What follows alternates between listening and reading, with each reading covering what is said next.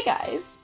So today's video is actually a September favorites video in which I composed a list of my 7 favorite art supplies for the month of September, and I will be swatching them and talking about why they're my favorites.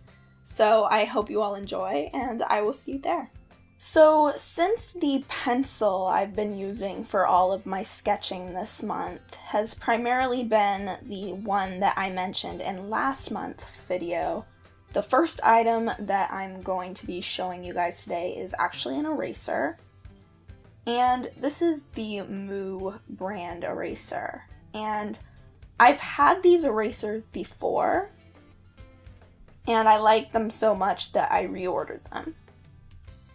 And this is the type of eraser that isn't supposed to really crumble when you erase. It rolls up the shavings so that it leaves less of a mess. But besides that, it's one of the best erasers I've found. So I'm just going to use my regular sketching pencil. And I'm going to put down a fairly heavy layer here. And erasers obviously vary, but the thing about this eraser is it leaves a little bit of a mark, but compared to how dark that was to begin with, if I just put another layer of color down, that's fairly impressive as far as erasers go. So with the second item on this list, I'm going to be jumping right into inks. And this is a pen that is fairly popular for just general sketching. And this is the Bic Crystal or Cristal. I don't know how you would pronounce it, but this is what the packaging looks like. The thing I do like about this pen is you can kind of get a lighter color if you don't press so hard. And I use these for just general sketching, and for a while I was avoiding them with my current sketchbook because the pages are fairly slick, but due to another item that I will be mentioning later in this list, I have recently picked them back up again. The third item in this month's list are these Staedtler or Staedtler, however you say it, Tri-Plus fine liners. And this pack is of 10 different colors. I'm not really sure how many colors there are in total, if this is the extent of it, or if there are other options as well. But I really have enjoyed using these fine liners specifically in my sketchbooks and also just for writing.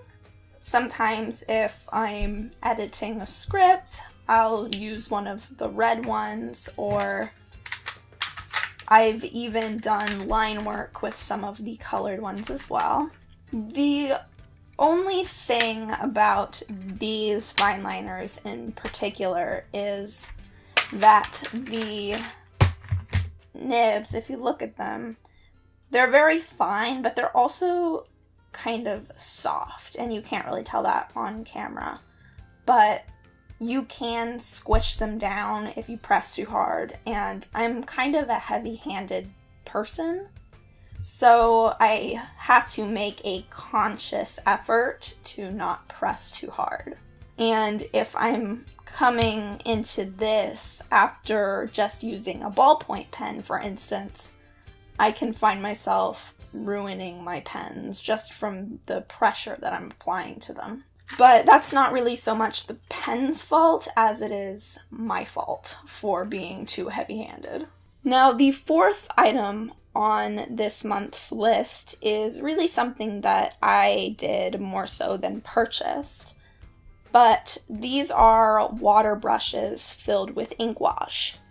And I'm not sure of the exact brand of the water brushes themselves.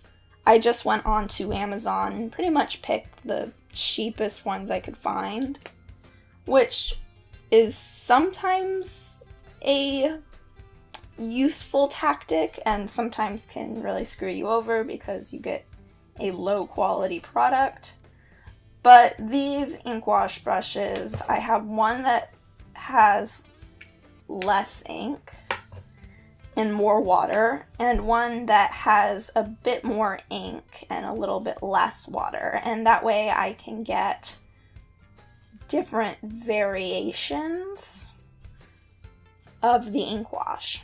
And these are very good for if you're just doing a quick little sketch and you want to quickly add color to it. I was going to draw a face, but it might be a little more beneficial to do just a little sphere. And it helps you to quickly build up different kinds of color. And of course that's very rough and not how you create a true three-dimensional looking sphere, but you get the idea. Now, item 5 is quite a bit different than anything you've probably seen me do on this channel, and that is acrylic paint. And these are just the little craft bottles that you can get for $1 or less on sale. And something I've really enjoyed doing lately is painting my sketchbook pages before I start working on them. And I think part of this is the fact that I'm starting to get a little sick and tired of the toned gray sketchbook, and I miss white. So I will paint the pages white so I have less of a colored base to work on.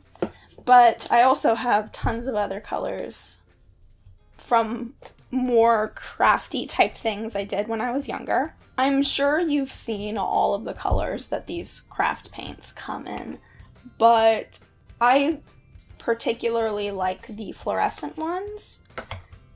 I think that they are interesting and give a certain amount of something that's different to a sketchbook page.